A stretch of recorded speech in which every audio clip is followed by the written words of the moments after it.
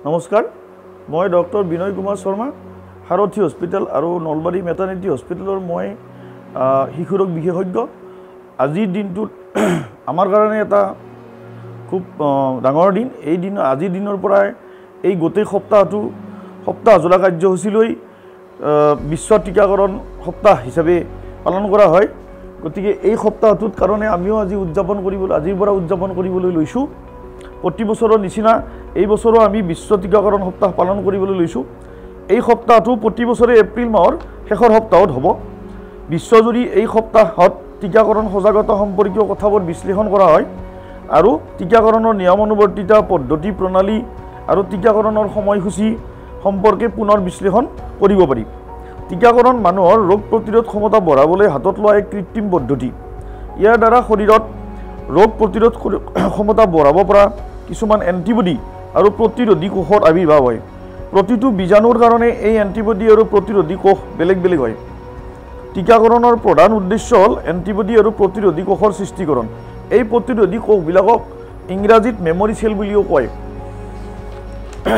এবাৰ এটা বেমাৰৰ কাৰণে টিকাকৰণ সম্পূৰ্ণ হ'লে এণ্টিবডি আৰু মেমৰি চেল শৰীৰত মজুত হৈ যায় আৰু পিছত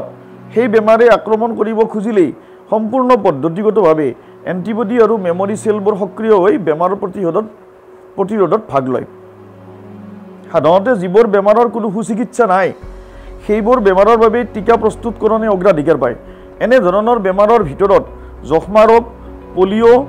হেপাটাইটিছ বি ডিপথেৰিয়া হুপিং কাহ হিব ধনুষ্টংকাৰ জাপানীজ এনকেফেলাইটিছ মাজুৱাই নিউমনিয়া এমামাৰ মানে পিঠা খোৱা বেমাৰ অসমীয়াত ৰুবেলা সৰুৱাই টাইফয়েড ভাইৰেল ডায়েৰিয়া আদি প্ৰধান এবাৰ জোৰদাৰ টিকাকৰণ একোটা বেমাৰ পৃথিৱীৰ পৰা নাইকিয়া কৰিব পাৰে তাৰ উদাহৰণ স্মল পক্স বৰাই সময়সূচী অনুসৰি এই আটাইবোৰ বেমাৰৰ টিকাকৰণ বাধ্যতামূলক হ'লে কোভিডৰ নিচিনা আটাইবোৰ বেমাৰৰ পৰা মানুহে পৰিত্ৰাণ পাব পাৰে এই সপ্তাহটোত আমি সকলোৱে সময়সূচী অনুসৰি টিকাকৰণৰ বাবে অংগীকাৰবদ্ধ হৈ আনকো সজাগ কৰি এখন সুস্থ নিপোটল মানৱ সমাজ গঢ়োৱা হওক ধন্যবাদ এক্সপাৰ্ট টিমৰ সৈতে সাৰথি আছে আপোনাৰ বাবে আপোনাৰ লগত